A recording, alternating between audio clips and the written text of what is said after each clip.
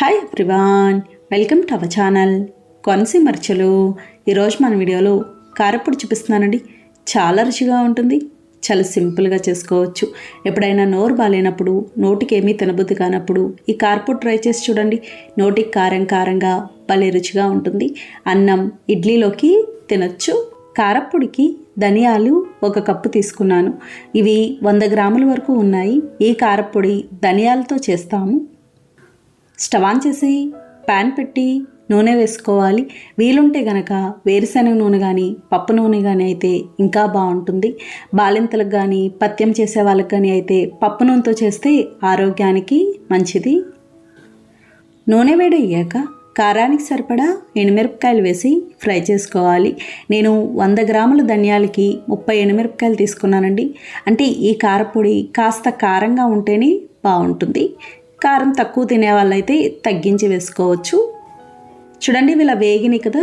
ఇప్పుడు ఇవి మిక్సీ జార్లోకి తీసుకోవాలి. ఇప్పుడు అదే నూనెలో ధనియాలు వేసుకోవాలి.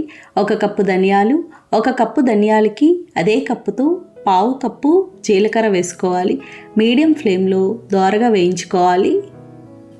ఇవి చాలా త్వరగా వేగుతాయండి. ఇలా అటు ఇటు కలుపుతూ ఉండాలి, మాడకుండా సమానంగా వేగుతాయి. చూడండి, ఇవి సగం వేగినాయి కదా. ఇలా సగం వేగాక 1 గుప్పెడు కరివేపాకు వేసుకోవాలి. కరివేపాకు వేసి ఫ్రై చేసుకోవాలి. ముందే వేసుకోక్కర్లేదండి. ధనియాలు, జీలకర్ర సగం పైన వేగాక వేసుకుంటే సరిపోతుంది. చూడండి, వీళ్ళ బాగా వేగినాయి కదా. ఈ విధంగా వేగాలి. మనకి తెలుస్తుందండి, కొద్దిగా రంగు మారుతాయి. పట్టుకొని చూస్తే ఇలా గట్టిగా ఉన్నట్టు ఉంటాయి. ఇప్పుడు స్టవ్ ఆఫ్ చేసుకోవాలి. బాగా చల్లారాలి. ఇవి బాగా చల్లారినాయండి. ఇప్పుడు కారప్పొడి చేసుకుందాం. ముందుగా మిక్సీ జార్లో ఎండుమిర్చి ఉన్నాయి కదా, ఎండుమిర్చి కచ్చాబచ్చాగా మిక్సీ పట్టుకోవాలి. అలాగే ఈ పొడి నిజంగా ఇలా మిక్సీలో కంటే కూడా రోట్లో దంచితే ఇంకా బాగుంటుంది. చూడండి, ఇలా మిక్సీ పట్టుకున్నాం కదా. ఇప్పుడు ఇందులో మనం ముందుగా వేయించుకున్న ధనియాలు, జీలకర్ర, కరివేపాకు అవన్నీ ఉన్నాయి కదా, అదంతా వేసుకోవాలి. అలాగే తగినంత ఉప్పు, కొంచెం చింతపండు, చిన్న ఉసిరికాయంతా చింతపండు తీసుకున్నాను. చింతపండు మరీ తక్కువ వేసుకున్నా కూడా అంత బాగుండదు. ఇలా ఇవన్నీ వేసి మెత్తగా మిక్సీ పట్టుకోవాలి. చూడండి, ఇలా మిక్సీ పట్టుకున్నాం కదా. ఇప్పుడు ఇందులో వెల్లుల్లి రేఖలు వేసుకోవాలి.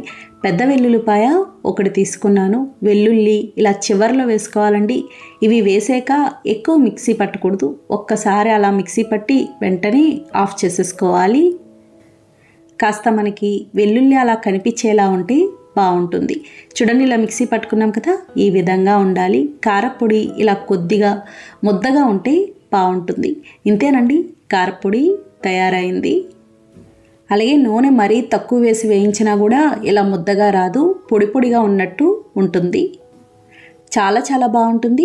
చాలా నెలల వరకు నిల్వ ఉంటుంది, అస్సలు పాడవదు. ఇది ముఖ్యంగా బాలింతల కోసం చేస్తూ ఉంటారండి. అలాగే పథ్యం చేసే వాళ్ళు ఎవరైనా కూడా తినచ్చు. నోటికి కారం కారంగా ఉండి బాగుంటుంది. మా సైడ్ హోటల్స్లో కూడా ఎక్కువ ఈ కారప్పొడి ఇస్తారు. ఇది ఇడ్లీలో తినేటప్పుడు కాస్త నెయ్యి వేసుకొని తింటే బాగుంటుంది. అన్నంలోకి అయితే నెయ్యి కానీ నూనె కానీ ఏదైనా వేసుకోవచ్చు. చూసారు కదా ఫ్రెండ్స్, చాలా సులభంగా తయారు చేసుకున్నాం. వీడియోలో కాకరకాయ కారప్పొడి చూపిస్తున్నానండి. చాలా రుచిగా ఉంటుంది, చాలా సింపుల్గా చేసుకోవచ్చు. మనం రకరకాల కారప్పొడులు చేస్తూ ఉంటాం కదండి. ఇలా ఒకసారి కాకరకాయతో కూడా చేసి చూడండి. చాలా చాలా బాగుంటుంది. నోటికి కారం కారంగా భలే రుచిగా ఉంటుంది. చాలా రోజుల వరకు నిల్వ ఉంటుంది, అస్సలు చేదనిపించదు. కాకరకాయ కారప్పొడికి కాకరకాయలు 1/2 కేజీ తీసుకున్నానండి. కాకరకాయలని బాగా కడిగి పైన లైట్గా చెక్కు తీసి ఇలా రౌండ్గా చక్రాల్లా కట్ చేసుకోవాలి. పల్చిగా కట్ చేసుకోవాలండి, లావుగా ఉండకూడదు. అలాగే గింజలు కానీ ఏమీ తీయాల్సిన అవసరం ఉండదు. ఇప్పుడు ఇవి ఒక గిన్నెలోకి వేసి తగినంత ఉప్పు, నేను 1/2 స్పూన్ వరకు వేసుకున్నానండి. 1/2 స్పూన్ పసుపు వేసి కలుపుకోవాలి. ఇలా బాగా కలిపి మూత పెట్టేసి 1 అరగంట పాటు ఇలా ఉంచేసేయాలి. ఇలా చేయడం వల్ల కాకరకాయ ముక్కలు చేదు తగ్గుతాయి, అలాగే చాలా త్వరగా వేగుతాయి. డీప్ ఫ్రై చేయాల్సిన అవసరం ఉండదు. అరగంట తర్వాత ఈ విధంగా ఉంటాయి. మళ్ళొకసారి కలిపి ముక్కల్ని గట్టిగా పిండి ప్లేట్లోకి తీసుకోవాలి. చూడండి, నీరు ఎలా వస్తుందో. క్రిస్పీగా వేగుతాయి. మీకు ఒకవేళ ఇలా ఇష్టం లేదు అనుకుంటే డైరెక్ట్గా వేయించేసుకోవచ్చు.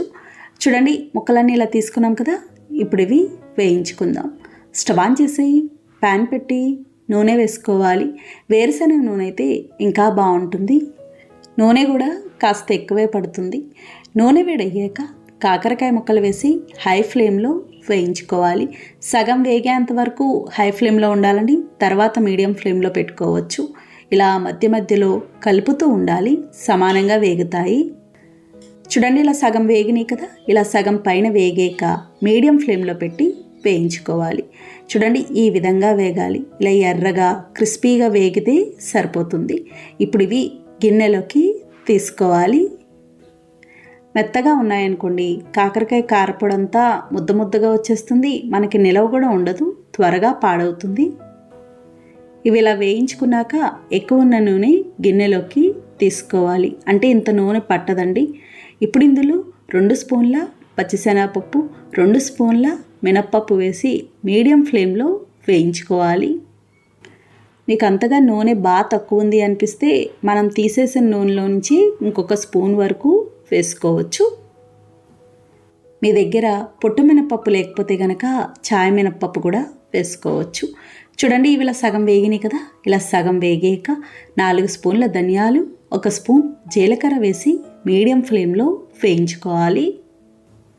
పప్పులు సగం పైన వేగాక ఇవి వేసుకుంటే అన్నీ సమానంగా వేగుతాయి. 1/2 కేజీ కాకరకాయలకి ఇవి కరెక్ట్గా సరిపోతాయి. చూడండి, ఇవి ఇలా బాగా వేగినాయి కదా, ఈ విధంగా ఉండాలి. ఇప్పుడు ఇవి మిక్సీ జార్లోకి తీసుకోవాలి, బాగా చల్లారాలి. ఇప్పుడు అదే ప్యాన్లో ఇంకొంచెం నూనె వేసుకోవాలి, కరివేపాకు వేయించుకోవడానికి. నూనె వేడయ్యాక 1 గుప్పెడు కరివేపాకు వేసి మీడియం ఫ్లేమ్లో వేయించుకోవాలి. కాకరకాయ ముక్కలు వేయించుకున్నాక నూనె మిగిలితే కనుక ఆ నూనె ఏ కూరలో అయినా వాడుకోవచ్చండి, అది ఏమీ చేదుండదు.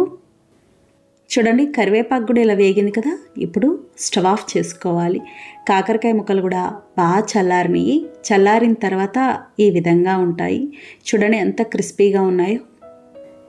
ఇప్పుడు ముందుగా మిక్సీ జార్లో ఉన్న శనగపప్పు, మినప్పప్పు, ధనియాలు, జీలకర్ర ఉన్నాయి కదండి, ఇవి మెత్తగా మిక్సీ పట్టుకోవాలి. చూడండి, ఈ విధంగా ఉండాలి, మెత్తగా ఉండాలి.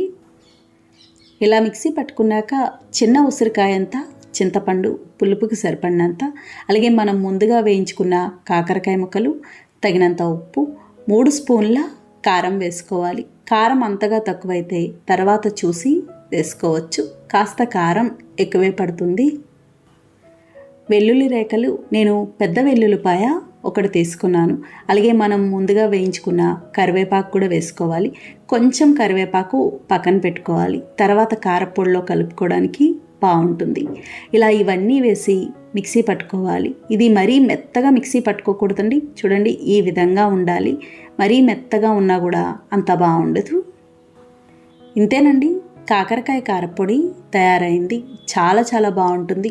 అన్నంతో పాటు ఇడ్లీ, ఉప్మా ఇలాంటి వాటికి కూడా తినచ్చు. 2-3 నెలల వరకు నిల్వ ఉంటుంది. కావాలి అనుకుంటే ఫ్రిడ్జ్లో కూడా పెట్టుకోవచ్చు. ఇలా కారపొడి మిక్సీ పట్టుకున్నాక పైనుంచి వేయించిన కరివేపాకు వేసి కలుపుకోవాలి. ఇది వేడి వేడి అన్నంలో వేరుశనగ నూనె కానీ నెయ్యి కానీ వేసుకొని తింటే బాగుంటుంది. కొత్తిమీరతో కారం పొడి చూపిస్తున్నానండి. చాలా రుచిగా ఉంటుంది, చాలా సింపుల్గా చేసుకోవచ్చు. మన ఛానల్లో కొత్తిమీరతో నిలవ పచ్చడి, టమాటో కొత్తిమీర పచ్చడి, అలాగే కొత్తిమీర రైస్ ఇలా రకరకాలకు చేసాం కదండి. అలాగే ఇప్పుడు కారం పొడి, ఇది కూడా చాలా చాలా బాగుంటుంది. నిజంగా వేడి వేడి అన్నంలో కాస్త నూనె వేసుకొని తింటే ప్రాణం లేచి వచ్చినట్టు ఉంటుంది. అన్నంలోకి కాదు, టిఫిన్స్లోకి కూడా తినచ్చు. కొత్తిమీర కారం పొడికి కొత్తిమీర పెద్ద కట్ట 1 తీసుకున్నానండి. ఎంతైనా తీసుకోవచ్చు, ఎలా అయినా మనం కప్పు కొలతలతో చేస్తున్నాం కాబట్టి ఎంత తీసుకున్నా కూడా పర్వాలేదు. కొత్తిమీరని బాగా కడిగి ఇలా చిన్నగా కట్ చేసి ఏదైనా క్లాత్ పైన తడి ఆరేంత వరకు ఆరబెట్టుకోవాలి. ఎండలో పెట్టకూడదు, ఫ్యాన్ గాల్లో ఆరబెట్టుకుంటే సరిపోతుంది. ఏమాత్రం తడి ఉండకూడదు. కొత్తిమీర కొలుచుకోవడానికి ఏదైనా ఇలా కప్పు తీసుకొని ఈ విధంగా కొలుచుకోవాలి. ఇలా నొక్కుపెట్టి తీసుకోవాలండి. నాకు ఈ కప్పుతో 4 కప్పుల కొత్తిమీర అయింది.